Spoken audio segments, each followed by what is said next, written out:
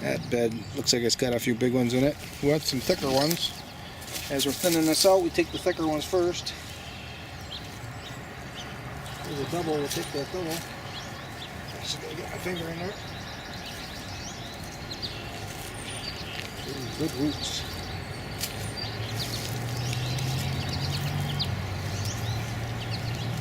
The soil is cold.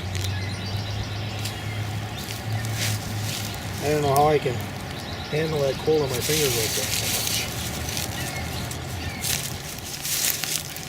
These are all planted as bills.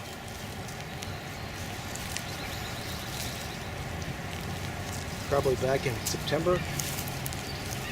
And they actually came up and grew until everything got frozen hard in. And they died back. And these started growing even before the frost came out of the ground this spring. And they might have been growing for well, maybe not quite a month. That's how much growth they put on. And this time of the year, these onions are sweet.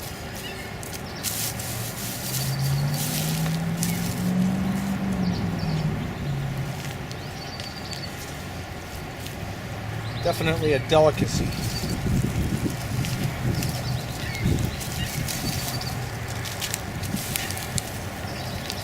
Chefs around the world would be fighting for this stuff, I think.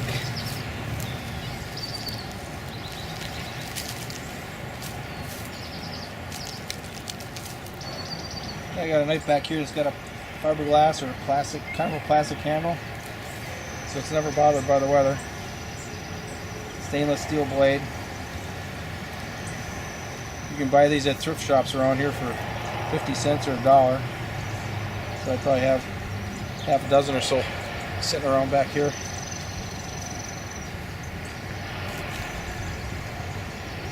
One only back here, but I got different segments to my backyard. It's designed out like the permaculture has a system what they call zoning, and in a nutshell, it's the more tender annuals that you have to take care of on a regular basis. They're as close as you can get them to the house, and things like herbs you want like right out your back door, so that you actually go out there and get some. If you got to put too much effort into it, you might not harvest a lot of your herbs. So you put those as close as possible, and then you just kind of march away from the house with more and more crops that tend to not need care, and blending them into some perennials. And when you get a long distance away from the house, those are basically just trees that only need care when you get them started. And then after they get going, they got some strength and maturity, and you never have to really do much to them at all. You harvest. You want to harvest. You want to pick. You always want to pick. There's work involved in getting it set up. Pretty deep, pretty hard work. A lot of thought. You want to put the design in so that's the least amount of work possible after it's set up. Because trees, especially the trees that grow tall, nut trees, and back here I got black walnuts. They don't require really any care once you get going. And they're pretty tough as seedlings too, so you almost don't have to do anything. Let them grow. The deer pick on them a little bit. If you got really heavy deer predation, then they'll probably, retard the growth for 4 or 5 years before they finally shoot up above their heads. You might want to cage them if you have real heavy deer.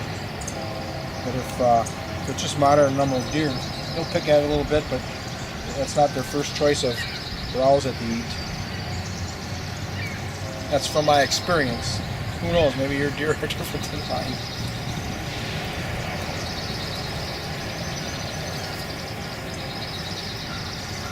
What I'm doing here is I'm cutting the roots off, and then I'm peeling the outer layer of skin off. There's always one single stem to it, one single branch that you grab that branch, that first one, that first outer layer it's connected to, you just give it a pull, and most of the rest of it comes off pretty easily. I'll give you a close-up on my last one.